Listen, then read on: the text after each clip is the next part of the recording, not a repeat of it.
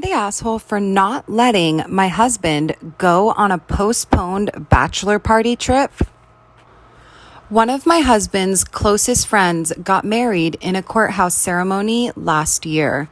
They debated postponing their entire ceremony, but decided to just do a courthouse wedding to save money.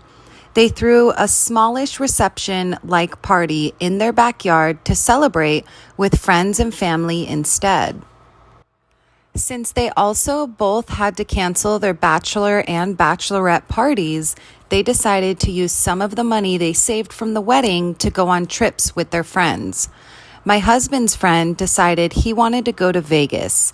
He sent out an email to everyone invited detailing the trip. His friend would book and pay for an entire villa suite, so the only thing the attendees would have to pay for would be airfare and spending cash.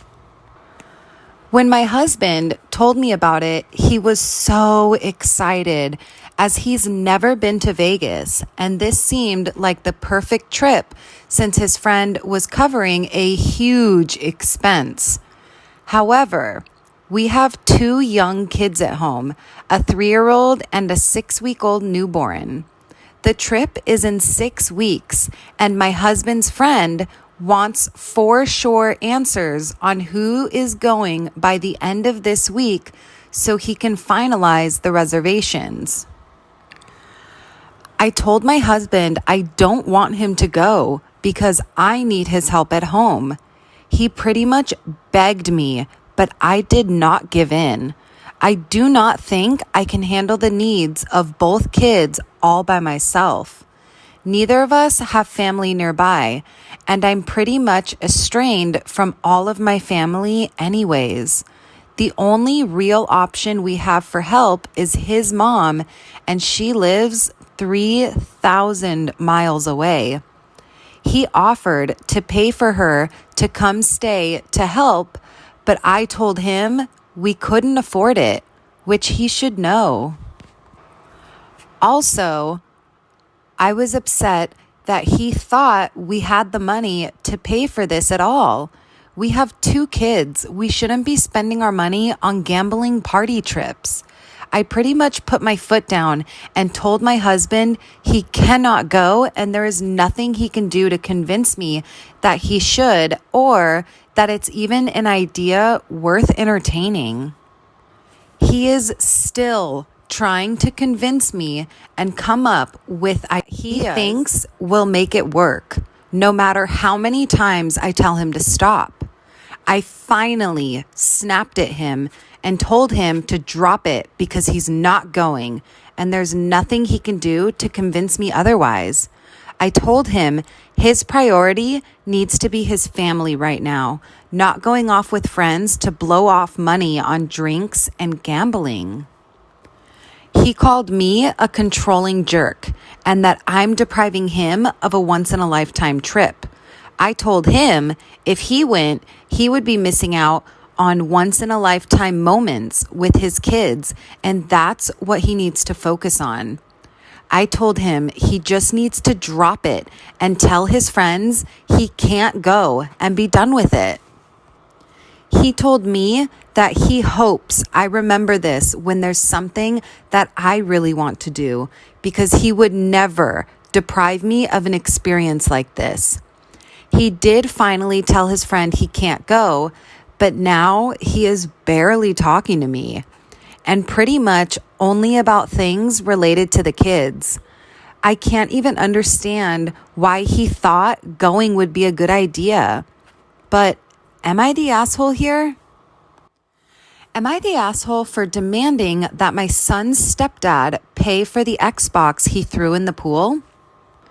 I, 46 male, am a father of a 16-year-old son, Adam. His mother and I have been separated since he was 6.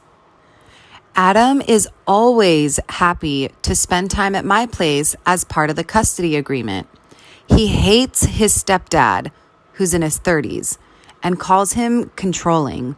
He puts strict rules upon Adam and punishes him for long periods of time over small mistakes. He doesn't give him allowance like I do or let his mom give him any money. So Adam started working to be able to buy the stuff that he wants. Adam always wanted to buy an Xbox but couldn't afford the full price. So I told him whatever he saved, I was willing to pay double, and he was able to buy a new Xbox for the first time weeks ago. I got an angry phone call from his stepdad asking why the hell I bought Adam an Xbox knowing it's not allowed at his house. First of all, I told him Adam paid for the Xbox with his hard-earned money, and second of all, that's his mom's house, so he can't dictate what is and what is not allowed. He went on about Xbox is a distraction tool for Adam from his school and chores, but I assured him Adam is responsible with time and can manage and balance just fine. He suggested I keep the Xbox in my house and Adam can come over to play, but I said that's not up to me.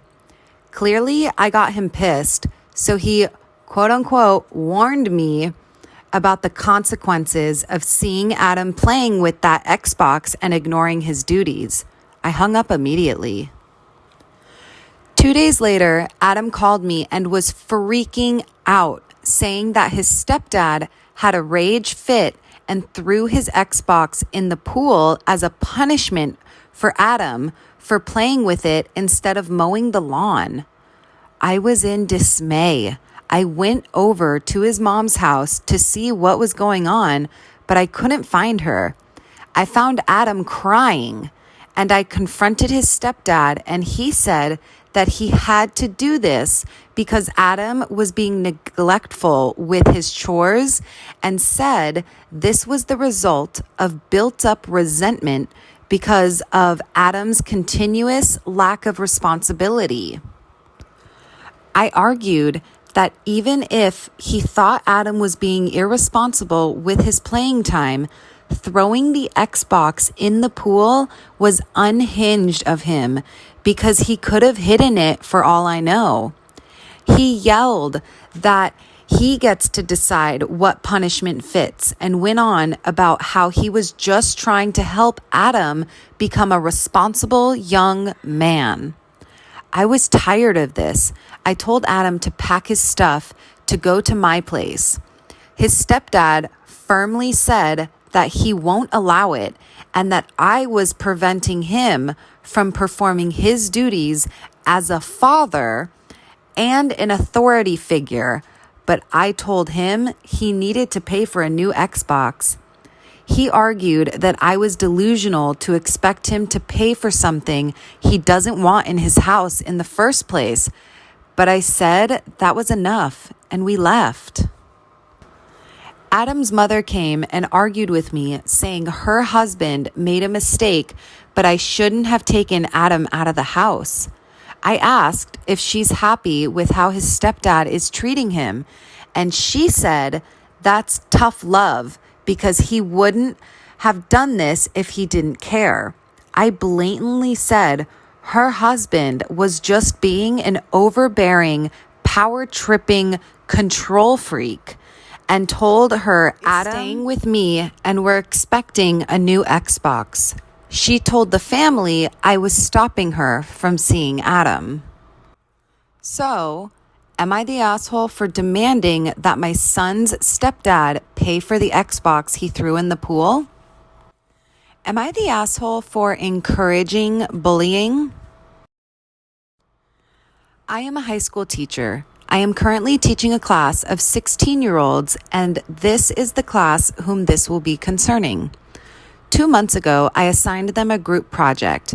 I paired up 2 students, F, 16 female, and N, 16 male. They wrote a pretty good report together, but then, close to the end of the project, F came to me and said that N had done no work. Now, I know N, he's well-liked, which is relevant, but also very hardworking and super dedicated. So I was surprised to hear that he had done this. I asked if she had any proof, and she said she didn't have it compiled, but she could get it tomorrow. She comes back and shows me the edit history on her document. I later came to know that she had copied everything and then deleted it so that it looked like she had written all of it. I initially believed her, but then checked when it was all written, which was the night before. I was suspicious and asked if she had anything else. She showed me messages, which were all basically her trying to organize times to work on it, but him rudely shutting her out. I confronted N about it. He was shocked and told me that he had been locked out of the Google Doc 2 days before. He then showed me the real messages, and it was just them talking about the project and both of them coordinating the work. It was pretty obvious what F had done, and I went back and confronted her. I demanded to see the full edit history, and it showed that the workload was actually more 70% to 30%. N had done roughly 70% of the work. I asked her why she had done this, and she told me that she thought that if he hadn't done any work, she would get a higher grade. I was pissed. If I had believed her, it's literally a 0% grade for N, and his average would have been completely wrecked. I took to the principal, and she was given a 4-day school suspension. I should also add, N wants to go into a career where he needs an insanely high average. N told the class, and now they all basically hate F. She wasn't very well liked before, but now she was actively phased out of conversations. When there were social gatherings outside of school, she was excluded. It's at the point where she's literally crying every single day. I feel bad for her, but it is really her fault, and she's facing her consequences.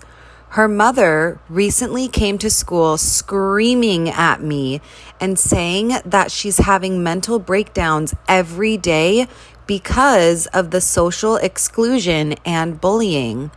She says I need to talk to the class and tell them they all need to include F or else.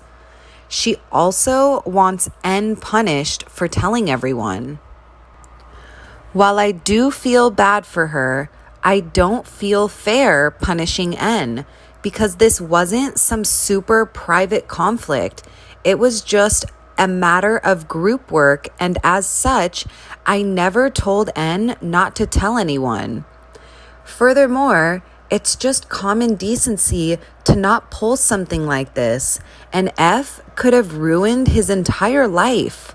We're not in the US. Our high school grades matter, as that's what gets these kids into college courses which determine their lives.